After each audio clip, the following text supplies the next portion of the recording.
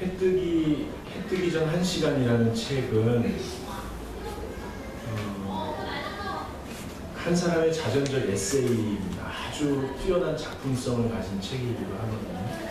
근데 그 역사라는 백과사전의 한 줄, 영원이라는 시간에 초침 한 번과 같은 하루가 시작되는 새벽녘에 신의 손길 아래 깨어나는 세상과 사람들의 모습을 보면서 자라난 한 어린이가 나라의 지도자가 되기까지의 이야기를 담담하게 그려낸 이야기. 그분은 이제 91살이 된 할아버지가 되었고 또 암세포가 머리로 전이 돼서 이제 살 날이 얼마 남지 않았습니다. 그럼에도 불구하고 여전히 인자한 미소와 반가운 손짓으로 기자들에게 인사를 하며 회견장에 나타났는데 그가 한 말이 이렇습니다. 참으로 멋진 인생이었습니다. 수천 명의 사랑스러운 친구들을 사귀었습니다. 평생 동안 모험과 흥분이 가라앉지 않았습니다. 하나님과 동행하는 인생이 너무너무 감사했습니다. 이제 신의 뜻을 받아들일 때가 되었습니다. 하고 자리에 앉았습니다. 회견이 진행되면서 한 기자가 이렇게 물었습니다. 역사상 가장 성공적인 행보를 보인 퇴임 후에 성공적인 행보를 보인 정치 지도자로서 마지막 숨을 거두기 전에 꼭 이루고 싶은 한 가지가 무엇입니까? 라고 물어보았습니다. 그러자 그가 대답합니다.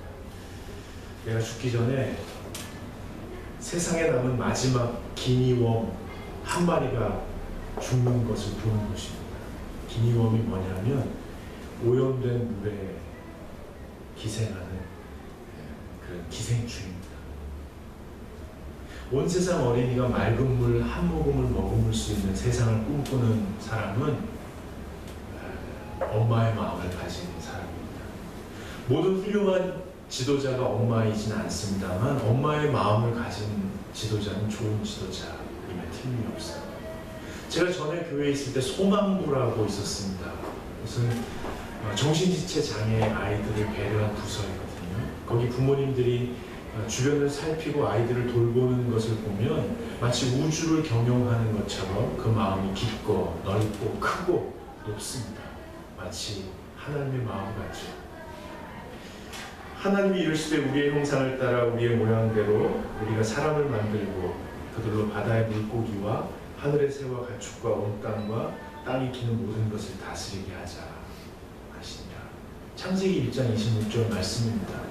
엄마뿐이겠습니까? 아버지뿐이겠습니까? 우리 모든 사람들은 하나님을 닮았습니다. 왜냐하면 하나님께서 우리를 그렇게 만드셨기 때문에 그렇습니다. 지난주에 저는 에베소서 말씀을 의지해서 이렇게 설교를 했었죠. 하나님께서 우리를 공동체 안에 뿌리 내리게 하심으로 공동체 안에서 예수님을 닮은 사람으로 성장하게 한다라고 말씀드렸습니다. 예수님을 닮은 사람으로 성장하게 한다. 그래서 숲속센터 교회는요, 우리 교회죠. 숲속센터 교회. 발음하기가 좀 어렵습니다. 그래서 우리 어린이들 쭉쭉잼 이렇게 얘기합니다. 교회 이름이 좀 발음하기가 어려워야 거룩해 보이잖아요. 입에 담지 못할.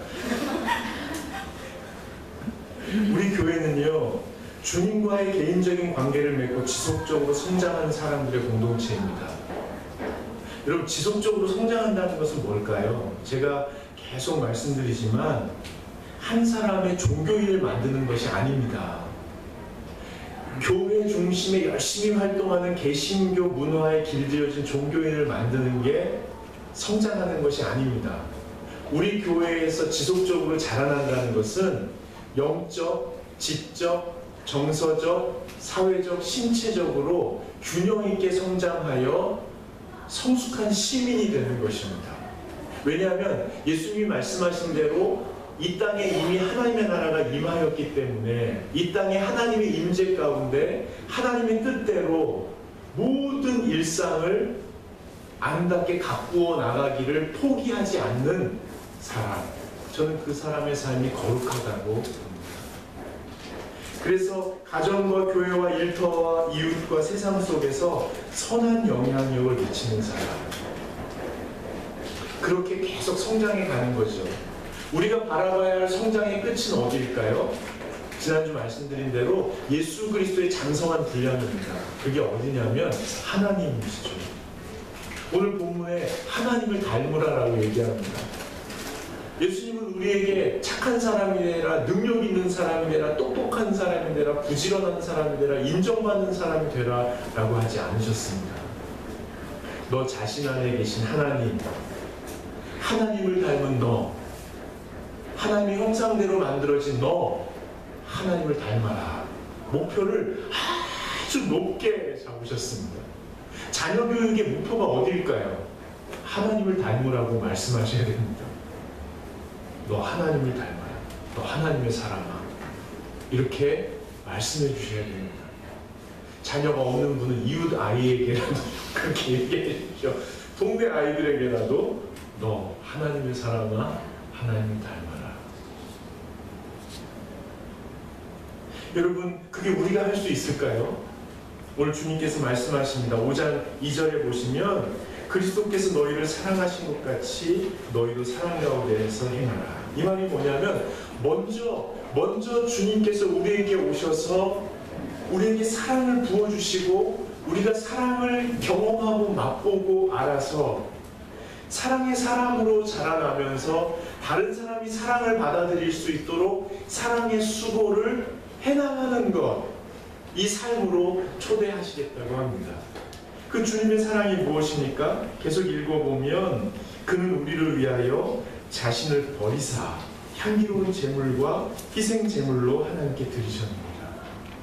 예수님께서 십자가를 지심으로 말미암아 우리의 삶의 문제를 해결해 주시고 우리가 그 자리에서 일어서서 하나님의 사랑으로 설 수 있도록 사랑을 부어주셨다는 것입니다.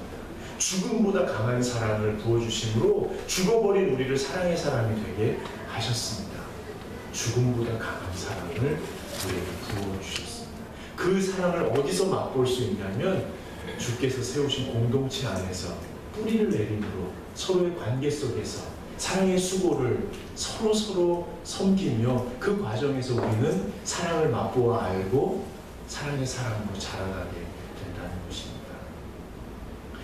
십자가의 사랑이죠. 여러분, 저는 하나님께서 세우신 공동체 안에서 우리가 십자가의 사랑을 배워간다고 믿습니다. 주님이 세우신 공동체가 어디일까요? 어떤 분은 교회만 얘기하세요. 주님을 머리로 한 몸이 교회다라고 말씀하세요.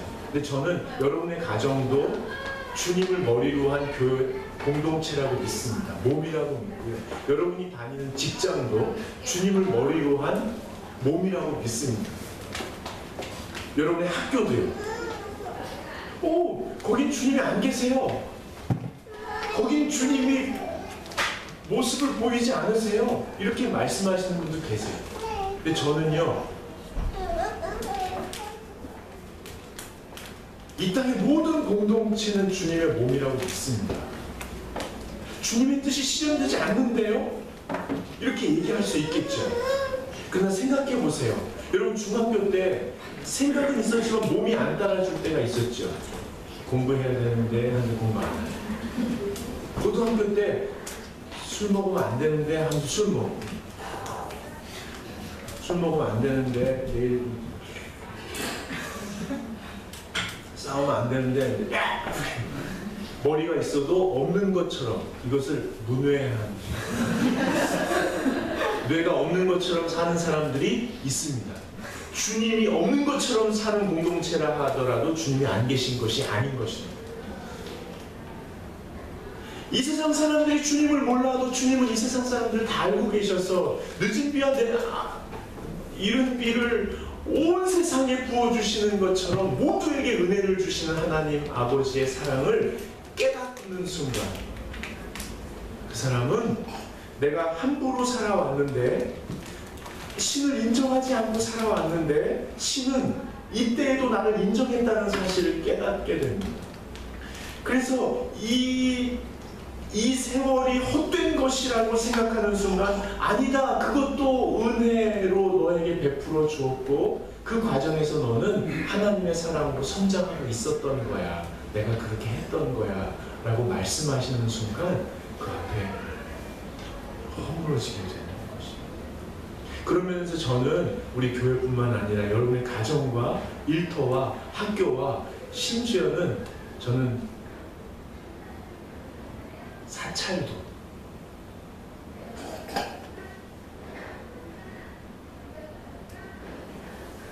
여기까지만 해야겠어요.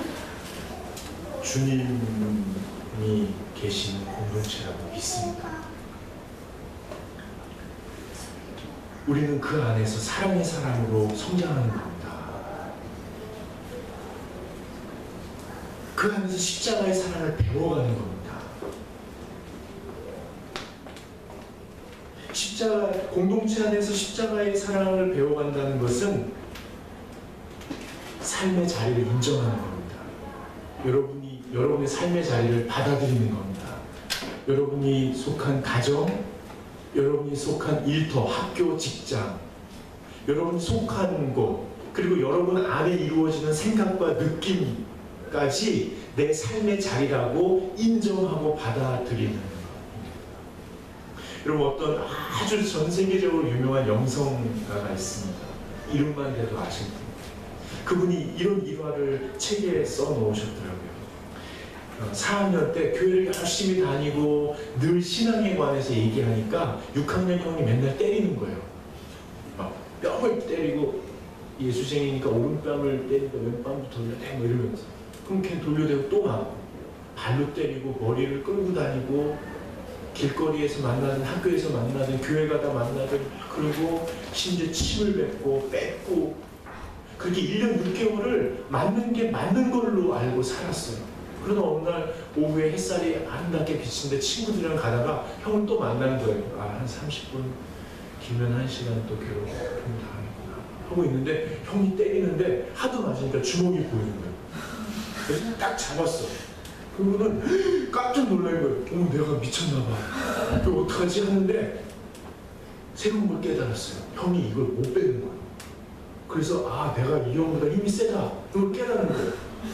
그래가지고 꺾었어요. 형이 살려가지고 그러더래요. 근데 옆에서 아이들이 응원하는 거예요. 너도 때려. 이 아이가 흥분해가지고 머리를 때린 거예요. 발로 찼어요.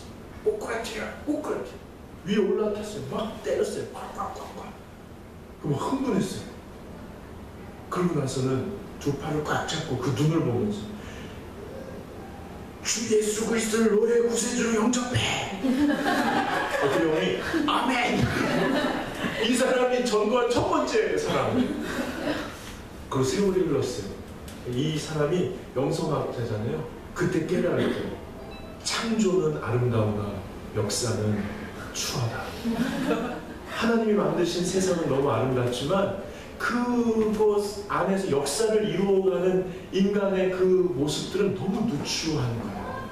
심지어 예수 믿으라고 하는 그 종교 행위조차도 추할 수 있다는 것을 깨달은 것이죠. 여러분, 사도 바울 선생님이 이런 고백을 합니다. 내가 차라리 세상을 떠나서 그리스도와 함께 있는 것이 훨씬 더 좋은 일이나 너희를 돕기 위해서 내가 여기 남아있으려고 결심했다. 빌립보서 1장 23절 말씀입니다.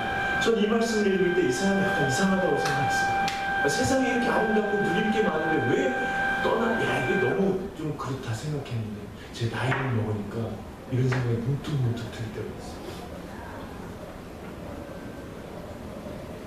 참 목회가 힘들어요. 이럴 때가 힘들어요.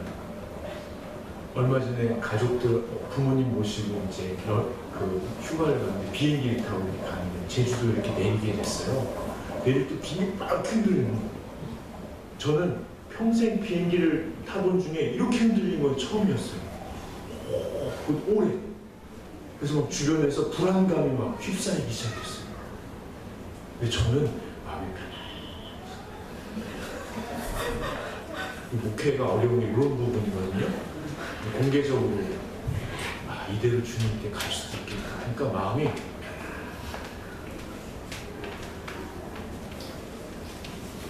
이러지도 못하고 저러지도 못하고 젊은 날 온 힘을 들여서 최선을 다해 살았는데 이러지도 저러지도 개선해러지도 소망도 없는 일상적인 고단한 삶이 그 추한 역사가 계속될 때 오히려 주님께 가고 싶다라는 사도 바울의 고백이, 물론 제 수준의 고백은 뛰어넘은 고백인 줄 알지만 이게 내 것으로 받아들여지. 이게 역사라는 거예요. 삶이 고달프고 어렵고 고되다는 거예요. 삶이 그렇다는 거예요. 여러분, 공동체 안에서 십자가의 사랑을 배워간다는 것은 삶이 그렇고 역사가 그렇고 내가 그 속에 있다는 것을 받아들이는 겁니다. 여러분, 예수님이 이 땅에 오실 때, 신이 이 땅에 처음 발을 내디디실 때 인간이 그를 어떻게 맞이했죠? 어떻게 맞이했죠? 목회가 참 힘들어요. 아무도 대답을 안 해요. 어떻게 맞이했죠? 아기 예수님이 오실 때 말밥 그릇에 맞았어요. 예수님이 이렇게 오시다가 잠깐 어떻게 나한테 이런 대접을 할 수가 있어? 여러분, 예수님의 마지막을 세상이 십자가에 못 박아 죽였다고요. 그것도 가장 가까운 사람들의 배신이에요. 네가 나한테 어떻게 이럴 수 있어? 어쩌면 역사는 그 두 가지 문장에 담겨 있습니다. 어떻게 나한테 이럴 수 있어? 네가 나한테 어떻게 이럴 수 있어? 이게 역사라는 겁니다. 이게 인생이라는 거예요. 여러분, 인생이 이렇다는 것을 받아들이는 것이 십자가 사랑의 처음입니다. 집에 들어갔어요. 고단한 몸을 이끌고 밤늦게까지 일하고 집에 들어갔어요. 근데 아무도 반겨주지 않는 거예요. 다 스마트폰 하거나 인터넷 하거나 신문 보거나 이러면서 아무도 어떻게 나한테 이럴 수 있지? 이걸 그냥 받아들이냐고. 아, 이게 인생이야. 여보, 우리 주말에 영화 보러 갈까? 여보, 오늘 떡볶이 먹으러 갈까? 한강으로 자전거 타러 갈까? 근데 아무도 그거 좋겠다 라는 말을 안 해주는 거예요.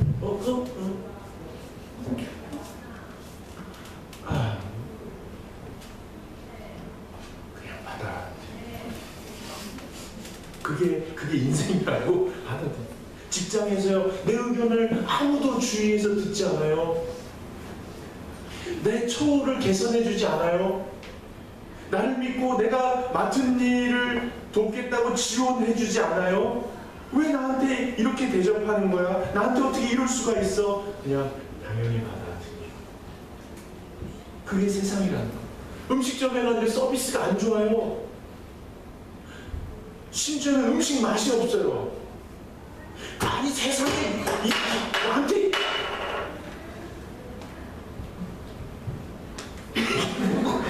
조용히 돈 내고 나오는 거예요. 사인하세요. 네. 진심으로 하고 나오는 거예요. 이게 세상이라는 것을 받아들이는 게 십자가의 사랑을 공동체 안에서 배워가는 거예요. 여러분, 공동체 안에서 십자가의 사랑을 배워간다는 것은 그 삶의 자리로 걸어 들어가는 겁니다. 인정했으면 글로 걸어 들어가는 거예요. 하나님께서는 리모컨으로 역사를 조종하지 않으셨습니다. 이 땅에 걸어 들어오셨습니다. 그리고 몸을 입고 먹고 마시고 일하고 쉬고 놀고 죽고 살아나셨습니다. 예수님이 그대로 경험하셨습니다. 들어오셨습니다. 예수님께서 가만히 있어. 다 준비된 거지? 12명, 한 명, 뭐 변수가 있을 수 있으니까. 한 명 빼고. 그 다음 내가 죽는 것까지 누가 하는 거야? 진짜. 그 사람 왜 죽였어? 좋아. 그럼 나는 저 무덤에서 이렇게 걸어 나온 고기 하면 되는 거야, 내가? 뭐 입고? 못 입어? 이렇게 안 하셨다는 거예요. 그냥 역사의 중앙에 홀몸으로 떨어지셔서 인간으로서 해야 될 것을 차분히 다 겪어내시고 신으로서 할 수 있었던 것은 오히려 십자가를 지는데 도움이 되는 것 같게, 사람들에게 거부감을 주는 것 같게, 하나님의 섭리 속에 녹아 들어가는 인간의 신에 대한 반역을 일으키는 것에만 신의 능력을 사용하셨습니다. 나는 등장해야 될 그 무대에 딱 등장하기를 바라는 마음이 나이를 먹어가면 먹어갈수록 더 생기겠죠. 근데 아무도 그렇게 안 해준단 말이에요. 그래서 가기는 가는데 직장에 들어가기 싫을 때가 있고요. 가기는 가는데 학교에 들어가기 싫을 때가 있고요. 목회가 참 집에 들어가기 싫을 때 있지 않겠어요? 꼭 싫지는 않지만 기쁘게 이렇게 들어가지 못할 때가 있지요. 네? 그럴 때 들어가는 게 십자가의 사랑이라는 거. 그럴 때 그 자리로 들어가서 그 시간과 공간 안에 내 마음과 몸을 머물게 하는 것. 그래서 그 공동체의 그 삶의 자리의 문제를 인간의 몸을 입고 하나하나 해결해 가는 것.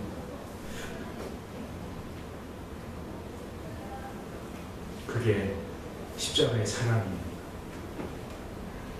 십자가의 사랑이란 삶의 자리에서 질문하는 겁니다.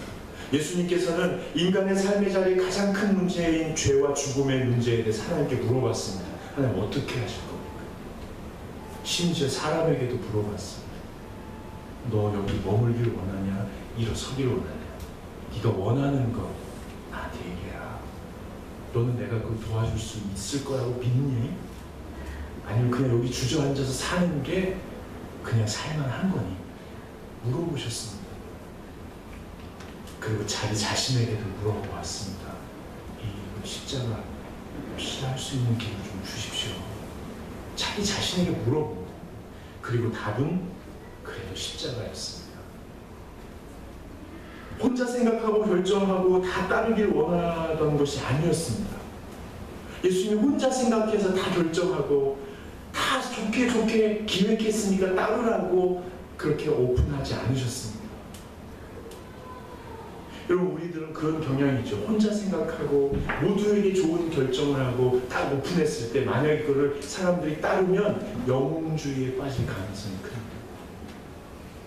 다 기획하고 결정하고 오픈했는데 아무도 따라주지 않으면 자기 영혼에 빠질 가능성이 큽니다. 십자가의 사랑은 삶의 자리에서 핵심적인 문제들 뿐만 아니라 사소한 문제들에 대하여 질문하는 겁니다.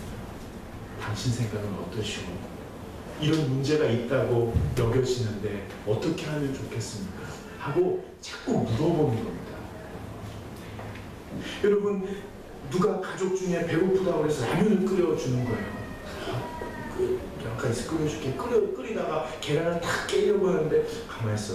걸쭉하게 영양을 생각해서 계란을 넣어서 먹는 게 좋을까? 아니면 스프 맛으로 깔끔하게 먹고 싶어 할까? 그때 물어보는 거예요. 요 순간 어떻게 해줄까? 이게 십자가의 사랑입니다. 8월 셋째 주에 커피를 내리는 거예요. 커피를 내다가 찬바람이 싹 들어온 게 느껴졌어요. 그냥 아이스 커피를 먹던 대로 내릴까? 아니면 뜨거운 커피를 할까? 그럼 물어봐야 되는 거예요. 그냥 아이스다. 추운데 무슨 아이스야?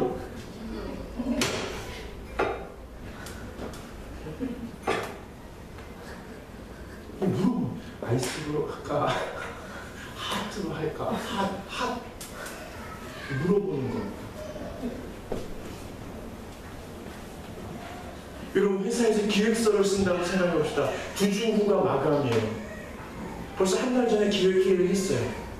그러면 이번 주에 가안을 해서 동료들에게 나누는 거예요. 상사들에게 나누는 거예요. 다 나눌 수 있는 만큼 나누는 거예요. 우리가 한 달 전에 기획회의에서 방향을 이렇게 잡아서 이렇게 가안을 만들었는데 뺄 게 있을까요? 더 할 게 있을까요? 의견을 물어보는 거예요. 그리고 다음 주까지 수렴해서 만드는 거예요. 이게 십자가의 사랑입니다. 숙제를 내줬으면 숙제를 혼자 막 하는 교수님한테 한 번 더 갈 수도 있어요. 교수님 숙제 내셨는데 이런 방향으로 하고 있는데 뭐 좀 더 조언해 주실 게 있으세요? 친구들한테도 물어보는 거예요. 먼저 공부한 선배들한테도 물어보는 거예요. 어떻게 하면 좋을까요? 이게 십자가의 사랑입니다. 여러분, 55세의 어떤 아주머니가 계십니다. 가상이 있는 거예요. 가상이. 주곳에 아주머니는 집안 형편이 어려워서 같이 일하게 됐습니다. 하루 종일 고단하게 일하고 집에 들어갔는데 큰 놈이 둘이나 있는데 청소는 하나도 안 해놓고 설거지는 쌓여있고, 그래서 이 아주머니가 청소도 하고 정리도 다 했습니다. 그리고 가족을 위해서 저녁을 마련했는데 집에 보니까 밀가루가 있고, 그래서 저녁을 이렇게 하려고 가족들에게 물어보고, 칼국수 먹을까? 수제비 먹을까?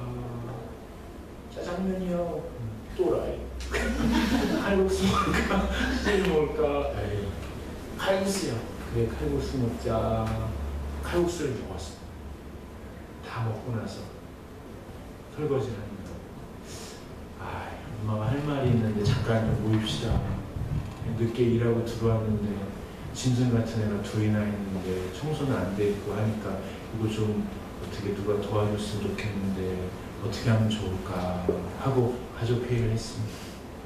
그래서 이제 하루는 큰 놈이, 그 다음 날은 작은 놈이 청소랑 설거지를, 청소하면 큰 놈이랑 작은 놈이 설거지하고 작은 놈이 청소하고 이렇게 하기로 했습니다. 그 다음 날 또 늦게 들어왔는데 아무것도 안 돼 있어요.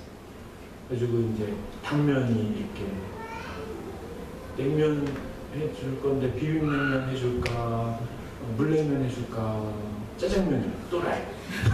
그리고 비빔냉면을 해서 먹었어요. 어제 이렇게 해서 이렇게 얘기했는데 오늘 아무것도 안 돼 있어서 기분이 안 좋은데 내일부터는 어떻게 할까? 내일부터는 할게요.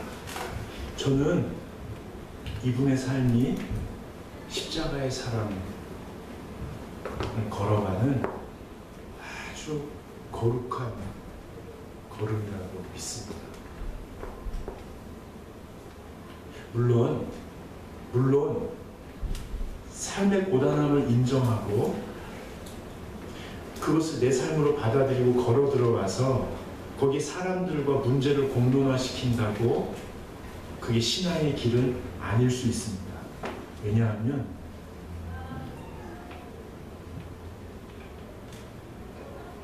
어떤 신학자가 이런 얘기를 했습니다. 여기 보이십니까? 우리가 살아가는 공간에 소품이 있습니다.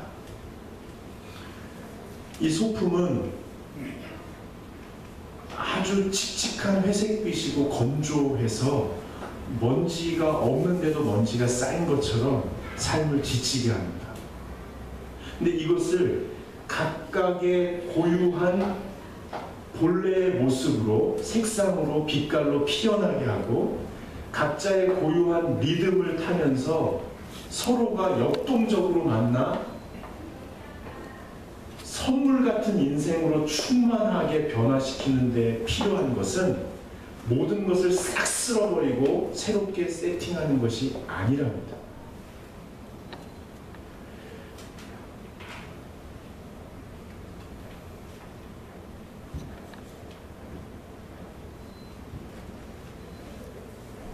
있는 그것들의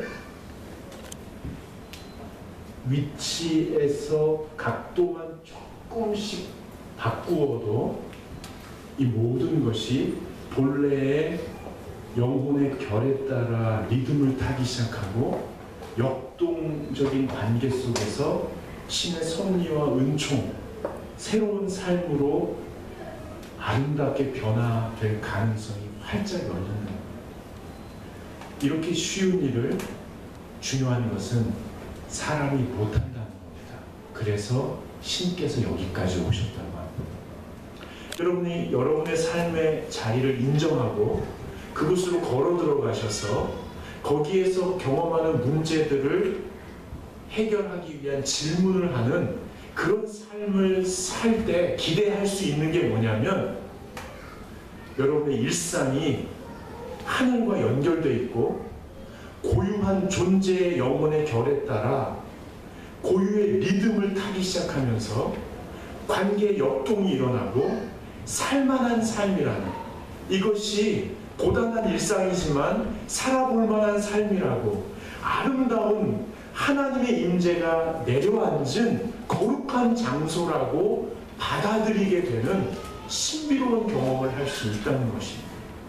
근데 그렇게 하는데 가장 중요한 것은 내가 못한다는 것을, 그리고 그래서 십자가를 지면서까지 죽음보다 강한 사랑으로 우리에게 오신 주님을 내가 맞이해야 된다는 것을, 그 예수가 누군지, 여호와 주 여호와 하나님이 누군지 정확히 몰라도 나를 초월하셨고 나에게 오셔서 나를 사랑으로 품으시는 그 신적인 존재가 있다는 사실을 내 내면에서 인정하고 조금 더 겸손히, 조금 더 간절히, 조금 더 조심스럽게, 조금 더 기품 있게, 조금 더 멀리 보고, 조금 더 아름답게 매 순간 영원한 세계의 초침 같은, 역사라는 백과사전의 한 줄 같은 하루가 밝아오는 그 새벽녘에 그 한 시간에 신 앞에 다시 엎드리는 그런 삶을 추구해 갈 때 우리 삶이 얼마나 아름다운지 우리가 다시 한번 맛보아야 될 줄 믿습니다. 함께 일어나셔서 처음에는 나도 나를 사랑하는 손길이, 두 번째는 나도 너를 사랑하는 손길이,